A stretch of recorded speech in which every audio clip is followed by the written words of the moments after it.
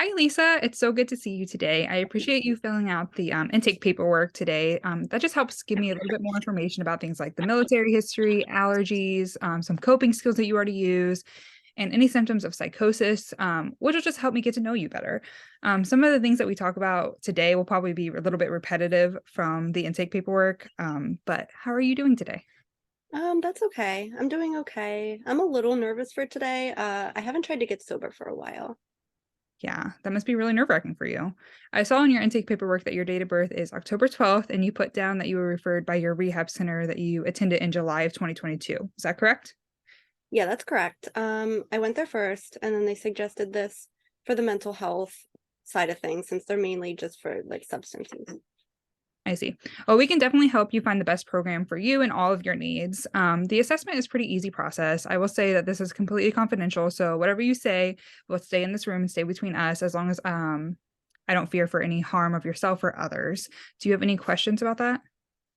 So will the assessment just be you asking me questions? Yep. So I will ask you questions about your past. And sometimes it can be really hard to talk about things. And if you're not comfortable to discuss those things with me today, that is totally fine. But it is beneficial for the treatment recommendations if you tell me as much as you can. Does that sound okay? Yeah, I think so. Okay, perfect. Let's start with you just telling me a little bit about what you're wanting from treatment. Okay. Well, I've been feeling really helpless lately. I don't have custody of my three children. I've been fighting addiction for years, and I just can't seem to beat it. I just feel terrible about myself. I have a 5-year-old son, a 14-year-old son, and a 16-year-old daughter. I feel like these are such important stages of their life, and I'm just missing that time with them because I can't seem to beat this addiction. I'm thankful that my ex-husband has the kids because I know he can give them a good life, but I feel like he looks down on me because he left me and then I just got worse. Uh, That sounds like it's a really hard time for you. If I'm hearing you correctly, you're saying that fighting addiction has been really hard for you. You want to stop, but you have not been able to yet. You feel that you are missing really important parts of your children's lives right now. And while you know they are in a loving home, you feel that your ex-husband is looking down on you for still struggling with this addiction. You are having a lot of negative thoughts about surrounding yourself and where you are right now in terms of motherhood and also in your terms of your recovery. Does that sound right? Yeah, that's spot on. It's gotten to the point I don't even know how to do anything but use. When I'm high, I don't have to think. I don't feel the constant emptiness. And like the worthless thoughts just don't consume me. I see. When you're high, you don't have to think about these things that are wearing on you so much. It's almost easier to let yourself forget rather than face these strong, hard emotions. It's the first time. Is this the first time you've felt these worthless, consuming emotions? No, I've always felt this way, honestly. I remember at like 14 years old, just wanting to be left alone, didn't hang out with my friends. I just like eat, slept, and barely went to school. I skipped school most days to do nothing but go home, go back to sleep, or just like lay in bed and watch TV because I just had no motivation. And the negative thoughts just kept coming back. I would start to feel better, and then one day I would wake up like that again. Yeah. High school was really hard because of it. I've been in the hospital twice for these kinds of thoughts. The first time I had a plan to end my life, and the second time it was a full attempt. I have a lot of heart issues, so one day I just took a lot of my meds in hopes that I just wouldn't wake up the next day. That sounds like a really hard time for you. When was this? It was before my oldest, so like 17 to 18 years ago. Then I had my daughter, and she was my whole world for a while. And then the thoughts came back, and I just couldn't stand the thought of leaving my daughter if I got put in the hospital for longer than, like a day. Yeah. So a coworker at work was taking pills, and I thought maybe it would help me feel better because she said that they really helped her. Yeah. Thank you so much for sharing that with me. I know that this can't be an easy conversation for you at all. You mentioned that you were first introduced to opiates during work. Do you currently work there still or with her?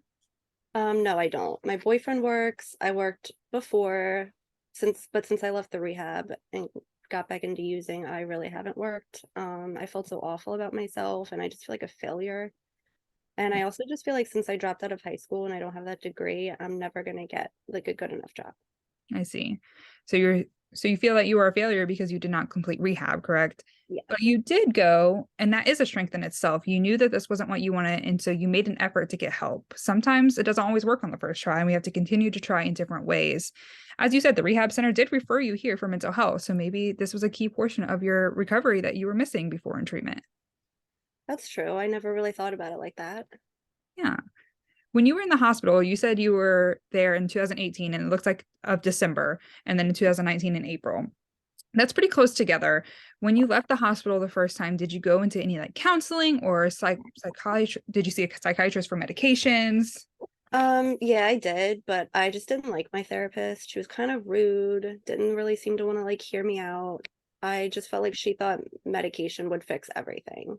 I did try to take the medication she prescribed me because I just wanted to feel better, but it made me start to gain weight and I just kind of felt like a zombie and I hated it. So I just fully stopped taking it when I got pregnant with my daughter.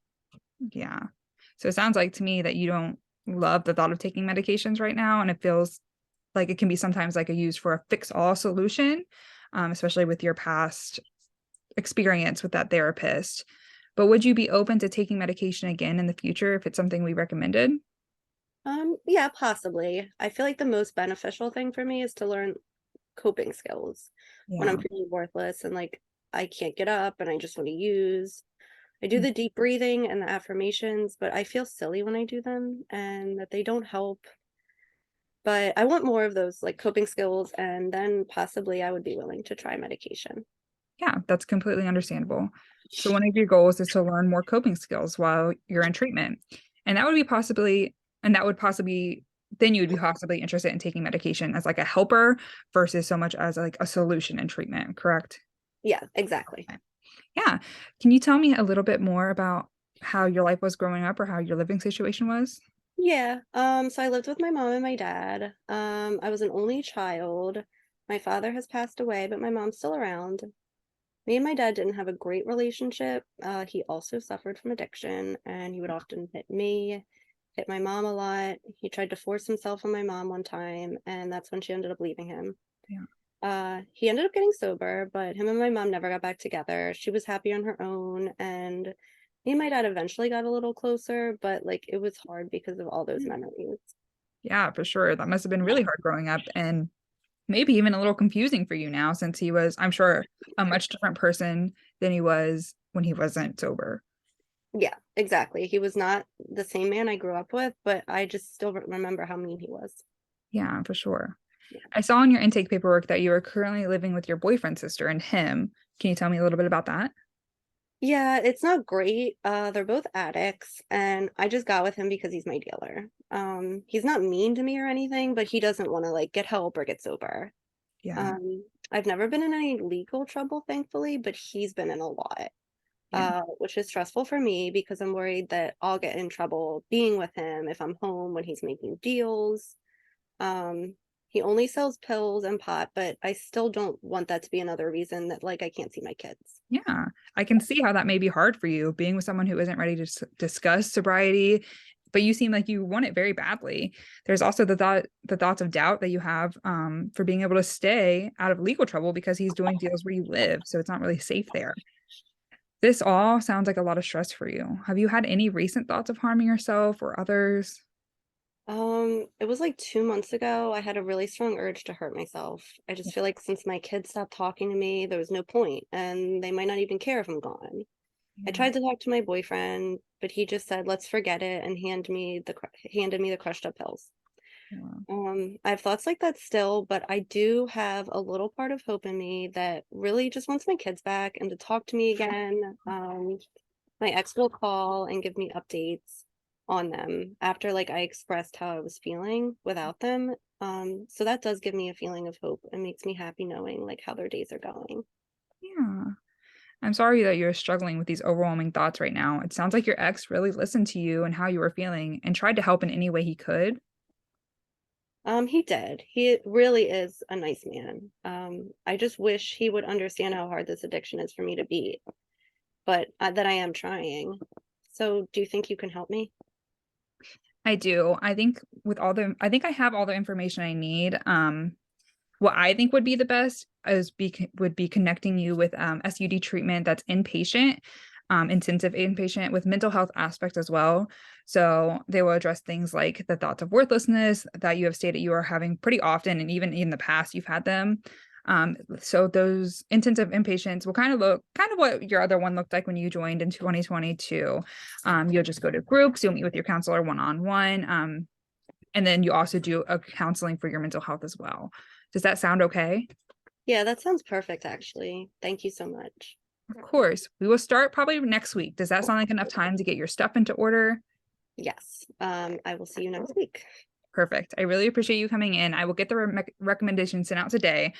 We can continue talking about what life will look like when you're finished with inpatient. We have a great employment specialist that will help you with work since it's listed as one of your goals in your intake paperwork. And also just connecting you with groups on the outside so that you have continued to grow in sobriety and possibly finding a sponsor, which I have seen to be very helpful in other clients in the past for their recovery. So I just can't wait to work with you more. Does this all sound okay to you? Yeah, I really do want to work so I can provide for my kids again. And thank you so much. Okay, thank you. Bye. Thank you. Bye.